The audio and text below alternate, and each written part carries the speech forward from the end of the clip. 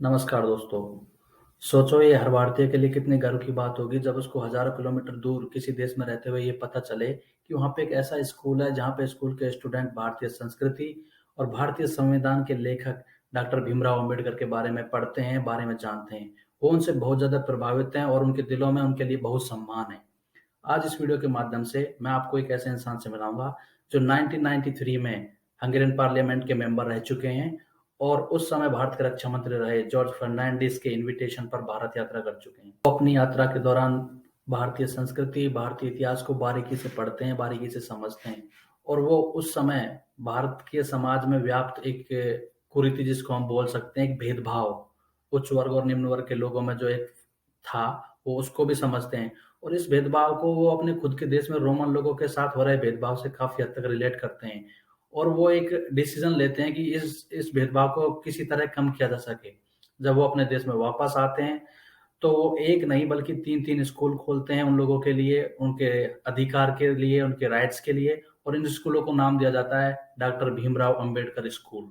सोचिए कितने गर्व की बात है कि एक देश जो कि इतने हजार किलोमीटर दूर है और वहां पे एक स्कूल है जिसका नाम है अंबेडकर स्कूल। उन स्कूलों को खोलने का मकसद उनका ये था कि उन लोगों को किसी तरह इतना शिक्षित कर दिया जाए कि वो अपने अधिकारों, वो अपने हकों के लिए खड़े हो सकें, अपने अधिकारों के लिए लड़ सकें। जैसा कि आप सबको पता है कि पिछले वीक बाबा साहेब की जयंती थी। यहाँ पे भी बड़ी धूमधाम से उस स्कूल में मनाई गई। मुझे भी वहाँ आमंत्रित किया गया और एक जाने का मौका मिला। मैंने उनके डायरेक्टर, जो जिनके बारे में मैंने आपको बताया है, जो इंडिया जा चुके हैं, उनसे मेरी एक डायरेक्ट मुलाकात हुई। मैंने उनसे बातचीत भी की, जो इस वीडियो में आगे मैं आपको दिखाऊंगा कि कैसे उन्होंने स्ट्रगल किया इन स्कूल्स के लिए, इन स्टूडेंट्स के राइट्स के लिए, वो कैसे अभी भी लड़ रहे हैं। अभी रिसेंटली बाबा साहेब का एक स्टैचू स्कूल के बाहर एक पार्क में लगाया गया है। बट वो बताते हैं कि ये जो जर्नी है इस स्टैचू को लगाने की, वो आसान नहीं रही है। वो एक बड़ा गवर्नमेंट के लिए एक प्रॉब्लम बन चुकी है, बट वो अभी भी इस राइट्स के लिए लड़ रहे हैं। और आगे वीडियो में मैं आपको दिखाऊंगा कि स्टूडेंट्स वहाँ पे राष्ट्रगान गाते हैं और जो एम्बेसी से एक बंदा आता है जो अपने कथक जो डांस है, आप सभी को पता होगा, उसकी एक रिप्रेजेंटेशन होती है। तो एक बड़ी गर्व की बात।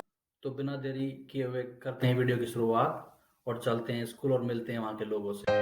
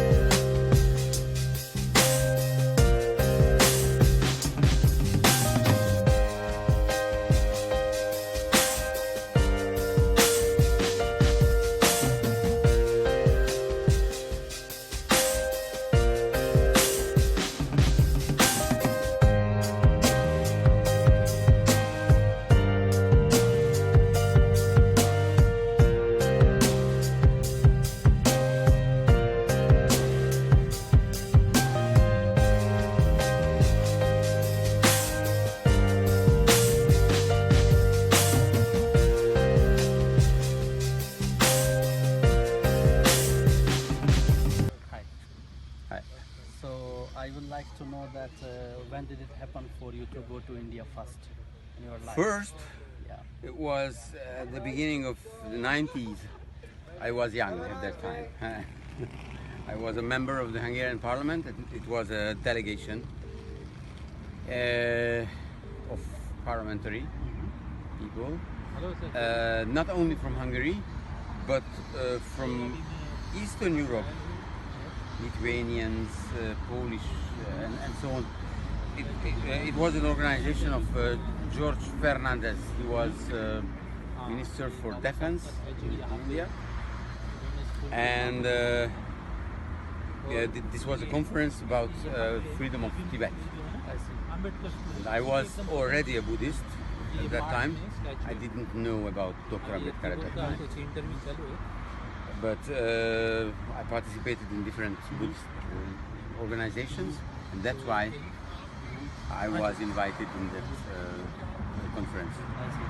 And how did you get influenced with the ideology of Baba Sahib, Dr. Bhimrao? I heard about this conversion movement even when I was a member of parliament at the beginning of the 90s. But I couldn't read anything. I couldn't have, at that time there was no email, no internet, no Facebook, so it was not possible to make contacts with a huge movement. I didn't know that there is a huge movement. But in 2000, I read a book in French because I'm a French teacher, and French is easier for me than English. And a certain Christophe Jaffrelot wrote a book about Dr. Ambedkar. It was an important book and a very good book, and I read it at once. And from that moment, I knew that there are people who are like us, fighting for oppressed minorities and for human rights in India, and Buddhists. And how hard it is for you to implement Ambedkar's ideology here in Hungary? As you told that it's a bit difficult to deal with the government and so on. So how do you think about it? This is the beginning of a long way.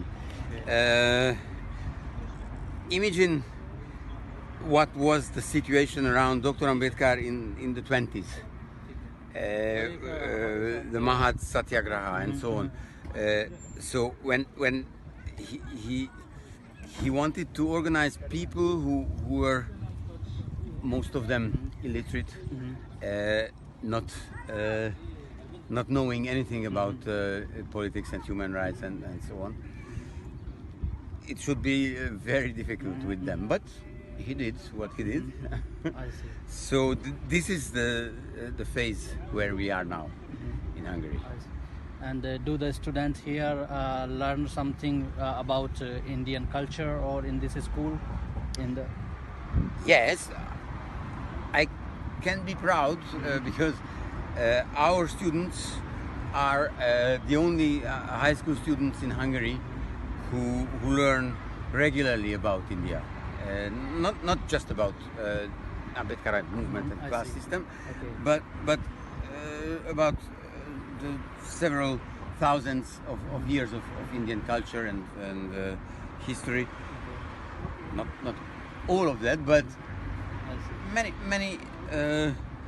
things. You can ask them about Indian history, and they know things. Yes, much more than high school students in other high schools.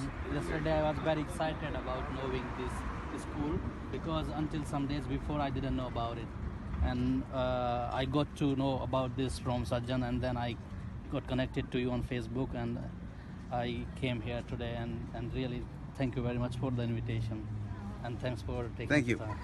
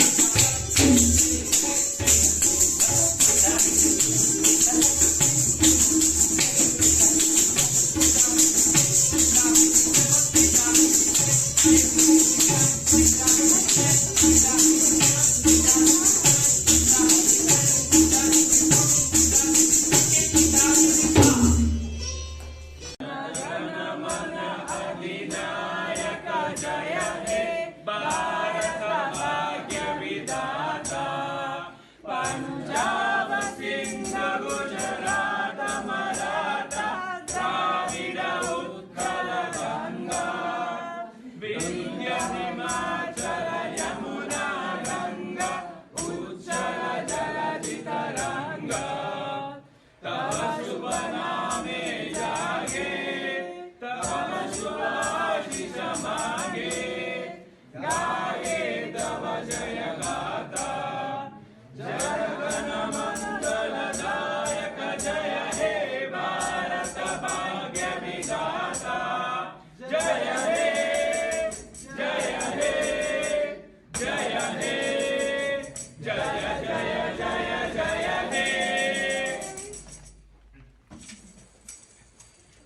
तो ये सब कुछ था आज video के बारे में।